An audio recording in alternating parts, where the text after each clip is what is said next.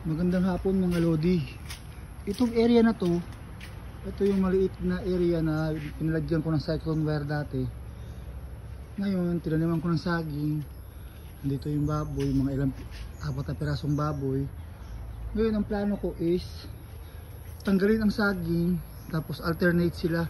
Sa unang linya, sa unang pwesto dito is langka, papaya, tapos langka naman, langka, papaya, ganoon alternate. Dito rin sa gitna, dito naman sa part na to, hanggang puno siya ng langka at papaya. Kasi ang sa akin kasi, langka kasi parang the best na pagkain ng baboy. Wala siyang sayang, pati balat, kain, basta ilaga mo lang. Ngayon kaya ako nilalagyan ng ganito kasi kinakaskas ng manok.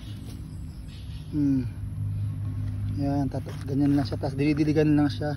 Kaya ako nilalagyan ng ganyan kasi kinakaskas siya ng manok eh. Yan siya oh, mga lumang lata, lumang plastic. Itong pula na to, ito papaya. Itong pula na to, dati itong filter ng isda ko dati, tilapia, pero nag-stop din ako. Yan siya oh. Kasi malaking pakinabang ang langka. Ilalaga, tatadtarin mo, ilalaga mo siya, lahat kakainin ng baboy pag malambot na. Ngayon may papaya na dito, may papaya na rin dito sa linya na to.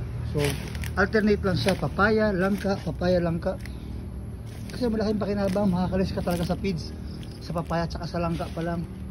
Kasi nakikita nyo na medyo mataas na yung papaya, tinanggalan ko ng udlot kung tawagin dito sa amin, para mag-focus ang papaya sa pagpalaki ng katawan niya, hindi na sa pagtaas. Yan po ang sabi sa akin. Yun lang po.